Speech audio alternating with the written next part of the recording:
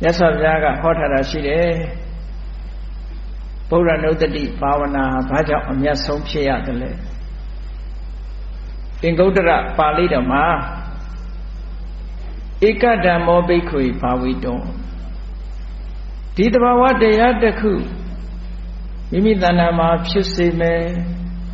တိုးပွားလာအောင်လုပ်မယ်အချင်းချင်းအထက်ထပ်လေ့ကျင့်မယ်ဆိုလို့ရှိရင်တဲ့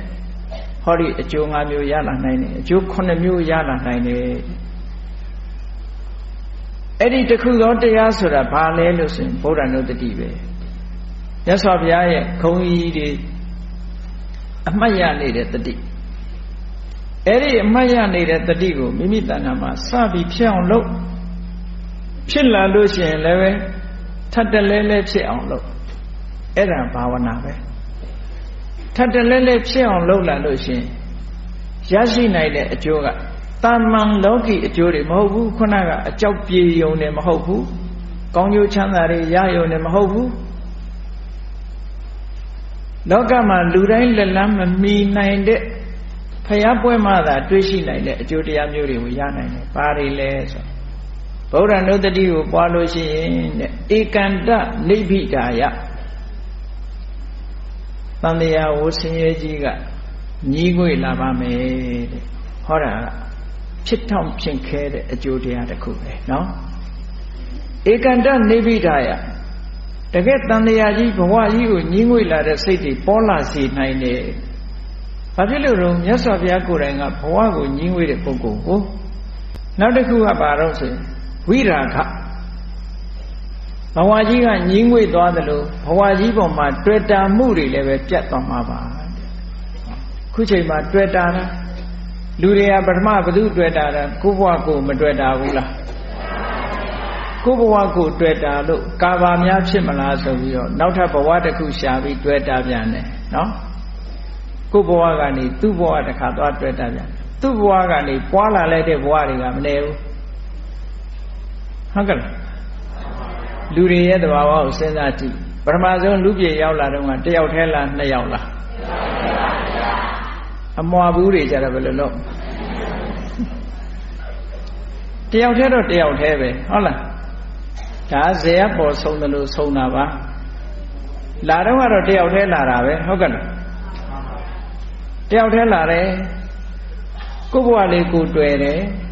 ကိုယ့်ဘဝကိုတွေ့ရာကနေပြီးတော့သူ့ဘဝသွားတွေ့ပြန်တယ်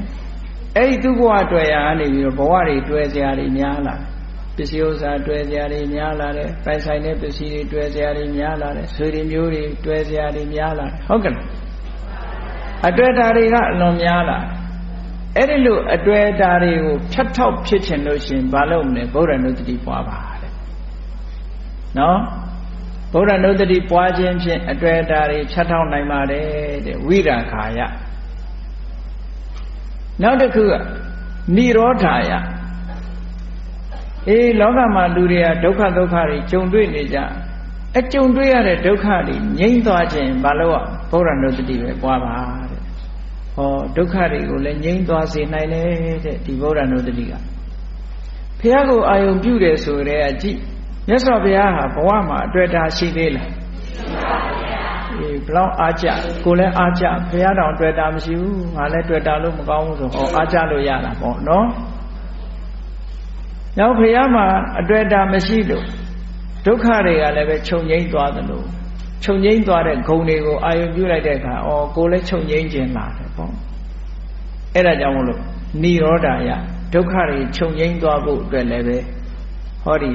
ဗုဒ္ဓနုတ္တိကမ္မထာကိုပွားပါတဲ့ဒါကဘဝကြီးနဲ့ပတ်သက်ပြီးတော့ညီငွေဖို့မတွေ့တာဖို့ဒုက္ခတွေချုပ်ငြိမ်းသွားဖို့ဆိုတဲ့အကျိုး၃မျိုးဖြစ်ထွန်းစေတယ်နောက်ထပ်ရရှိနိုင်တဲ့အကျိုးတွေကဘာလို့ဆိုလို့ရှိရင်အဘိညာယဗုဒ္ဓနုတ္တိကိုပွားခြင်းဖြင့်ထူးခြားတဲ့အသိဉာဏ်တွေကိုယ်တဏ္ဍာမှာပေါ်လာမယ်အမှန်တရားတွေကိုထင်ထင်ရှားရှားသိလာမယ်အကြောင်းနဲ့အကျိုးခေါင်းဆိုးတွေကိုခွဲခြားသိလာမယ်အဘိညာယထူးခြားတဲ့ဉာဏ်ဉာဏ်သွေးတွေပေါ်လာနိုင်ပါတယ်တဲ့ဒါကြောင့်မို့ဗုဒ္ဓနုတ္တိကိုပွားပါတဲ့ဗုဒ္ဓနုတ္တိပွားလို့ရှိရင်ထူးခြားတဲ့ဉာဏ်ဉာဏ်သွေးတွေပေါ်လာမယ် အဲ့ဒါလိုပဲတဲ့တန်ဘောဓာယတရားအစစ်မှန်နေနိဗ္ဗာန်ရောက်ကြောင်းလမ်းကောင်းတွေသိနိုင်တဲ့အသိဉာဏ်မျိုးတွေလည်းပဲဗုဒ္ဓနုတ္တိပွားလို့ရှိရင်လမ်းမှန်တွေကိုတွေ့လာမှာပါဒီအကျိုးကိုလည်းရတယ်နောက်တစ်ခုကဘာလို့ဆိုဥပတမယလောကလူတွေဟာပူပန်မှုနဲ့နေကြတယ်အလုံးဟာနောင်ရေးပူပန်ရတာတို့တာရေးသမီးရေးပူပန်ရတာတို့စီးပွားရေးပူပန်ရတာတို့ဟိုရေးဒီရေးပူပန်ရတာတွေမရှိဘူးလားရှိပါဘူးလူတွေမှာအပူနဲ့အပင်နဲ့နေကြတာနောက်ဆုံးကြတော့အပူပင်မရှိရင်မနေတတ်တယ်လို့တောင်ဖြစ်နေလူကပူစရာမရှိရှားပူတယ်တချို့ကဟုတ်ကဲ့လားပူစရာမရှိဝယ်ပြီးတော့များပူအောင်မလားမသိဘူးဘာဖြစ်လို့လဲဆိုတော့အပူထဲနေကြတော့အေးထဲသွားဖို့သိစိတ်မပါနော်အပူတွေများနေတဲ့အချိန်မှာ तू ကအေးကြတော့သိစိတ်ဓာတ်ကမကြိုက်ချင်ဥပတမတဲ့စိတ်နှလုံးအေးချမ်းသွားခြင်းနဲ့ဆိုလို့ရှိရင်တော့ဗုဒ္ဓနုတ္တိကိုပွားပါပူပန်မှုတွေကင်းပြီးတော့အပူတွေများတဲ့လောကကြီးမှာအေးအေးချမ်းချမ်းလေးနေခြင်းပြီဆိုလို့ရှိရင်ဗုဒ္ဓနုတ္တိပွားလောကလူသားတွေကနော်လူတစ်ခုပူမှုရတဲ့ဆယ်ကလေးလို့ဆိုတဲ့အတိုင်းပူမှုတွေကအလွန်များတယ်အဲ့လိုပူမှုတွေများတဲ့ထဲမှာတို့တော့အေးချမ်းအောင်နေမယ်လို့နေခြင်းပြီဆိုလို့ရှိရင်တော့ခုခေတ်ကလူတွေကတော့အဲ့ဒါတတိယမှာမဟုတ်ဘူးအဲယာကွန်လေးတက်လိုက်မယ်လို့အောင်မေ့ခြင်းမေ့ဗုဒ္ဓနုတ္တိပွားလိုက်ပါတဲ့ဗုဒ္ဓနုတ္တိပွားလိုက်လို့ရှင်စိတ်အေးချမ်းမှုတွေရလာပါလိမ့်မယ်ဟုတ်ကဲ့လားအကျိုး6မျိုးရှိသွားပြီနော်ဗုဒ္ဓနုတ္တိပွားတဲ့အကျိုး6မျိုးနောက်ဆုံးတစ်မျိုးကဘာလို့ဆိုရင်နိဗ္ဗာနာယသံဝတ္တတိကိုလိုချင်တဲ့နိဗ္ဗာန်ကိုလည်းဟောဒီဗုဒ္ဓနုတ္တိပွားခြင်းဖြင့်ရနိုင်တယ်လူတွေကကုသိုလ်ကောင်းမှုလုပ်ပြီးတော့ဣဒံမေပုံညာနိဗ္ဗာနတပစ္စယောဟောတုနိဗ္ဗာန်ရဲ့အထောက်အပံ့ဖြစ်ပါစေဒီလိုဆုတောင်းကြဟောဆုတောင်းမနေနဲ့ဗုဒ္ဓနုတ္တိသာပွားလိုက်ကိုလိုချင်တဲ့နိဗ္ဗာန်ဟာရလာမှာပဲလို့ပြောတယ်အေးကောင်းပြီဗုဒ္ဓနုတ္တိဆိုတာဒီလိုအကျိုး9မျိုးကိုထုတ်လုပ်ပေးနိုင်တဲ့ထူးခြားတဲ့အမြတ်ဆုံးသောဘာဝနာတစ်မျိုးဖြစ်တယ်အဲ့ဒီအမြတ်ဆုံးသောဘာဝနာတစ်မျိုးဟာ